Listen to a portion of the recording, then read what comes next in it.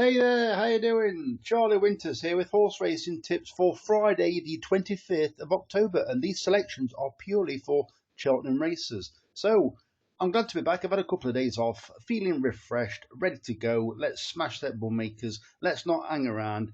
Let's not waste any more money. Let's get rid of this bad run. Let's start again.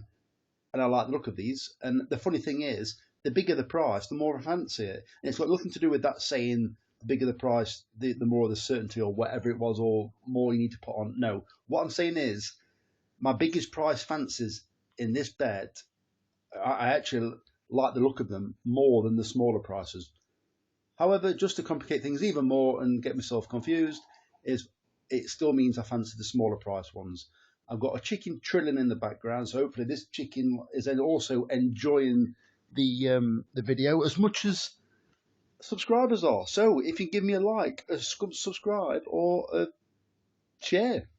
So let's get into it. Enough waffling. So these are horse racing selections for Cheltenham races. So let me get into it. And by the way, I'm probably going to Cheltenham in March. I don't know if anybody else is, but let me know in the comments if you do or you are doing.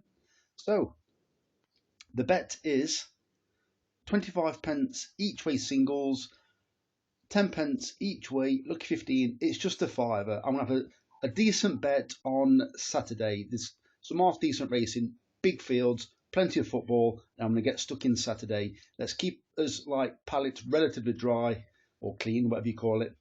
For Friday, just a small bet, but some fancied horses. So let's go. So the first selection is an interesting selection. The first selection is Anab Bonina. I've left the price in the 115 at Cheltenham, paying 5 places instead of 3. I wouldn't call this exposed, but we know how good it is. But I do believe it's quite well handicapped. And one of the best things about it is it's race fit. It ran a cracker in the Cesaro. I think it was a. I was just about to say it perfectly, then I changed my. It ran a cracker in the Cesarowitch. At Newmarket. I believe it came 6th. This horse has been running okay recently, whereas a lot of the runners in this race are making their reappearance. So there could be a few hot pots, but I believe Anab Bonina with course form at Cheltenham. Cheltenham's a tricky course. If you give me 2 horses, one with course form and one without, I would normally go with the course form.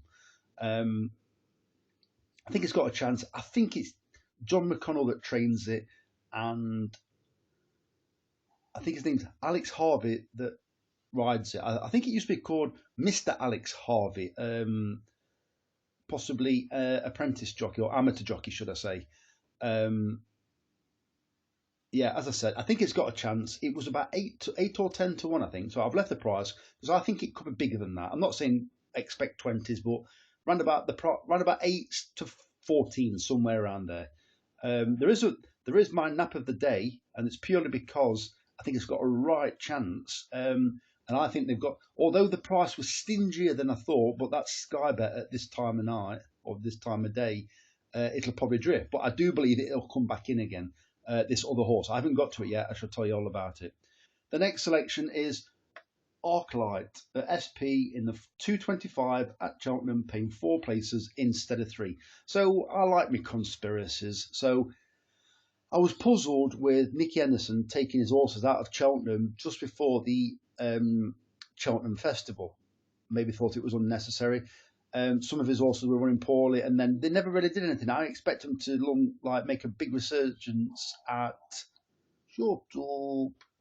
big resurgence at Aintree. I think he had a couple of winners, didn't he? You be best off letting me know, but I expected him to have a right go at Aintree, but it didn't really happen.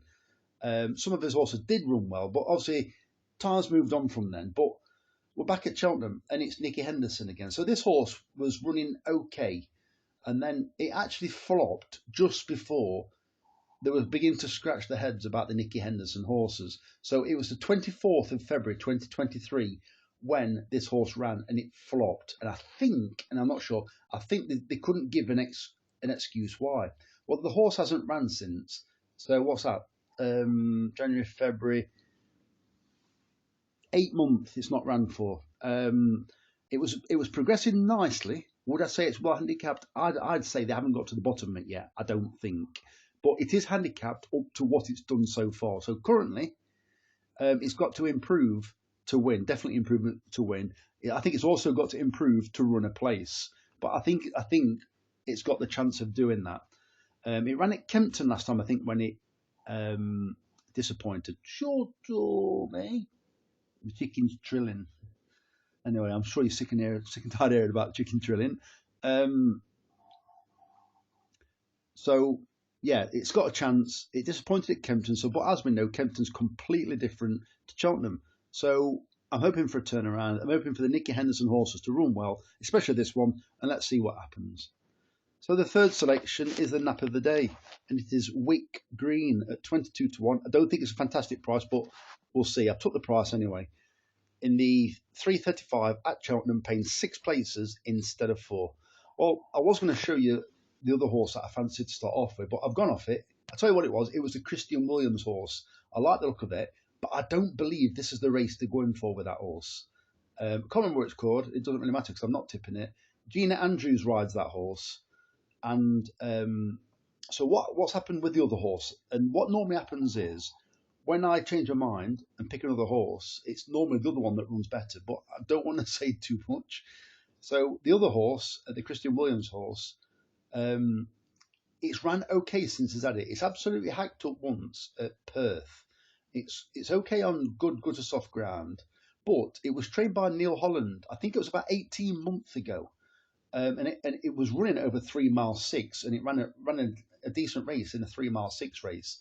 Since then, it's been campaigned over 2.5 miles. So clearly, the Christian Williams camp are looking to bring the handicap mark down. Are they bringing it down ready for this race? Possibly, but I'm going to take a risk and say no. They're going to choose a different race for it. I think they could possibly be running it at this course to see if it likes Cheltenham, with maybe bringing it back at the November meeting. I don't know what race for. I don't know. Also, you've got a shut up. You've got a Joe Tizard horse in this race. It won at the November meeting last year. I'm wondering if they're getting that horse ready in this race, ready for the November meeting. I don't know. But anyway, let me get into this horse. So this horse came third in this race last year off, I think it was rated 121. Well, I believe it's rated 115 now. It ran a while back in first time cheap pieces and won by 10 lengths and ran a real cracking race. It's retained the cheap pieces ever since. However, it now runs at Cheltenham and it's got first time visor.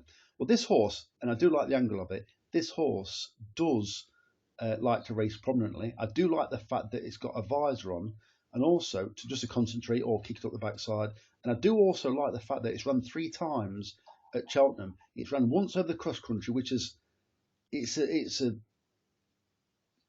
1 out of 5 plus, if you know what I mean. It's not a massive plus because whenever they run over Cheltenham cross country, you always think monkey. Is it a monkey? So it's also run 2 other times at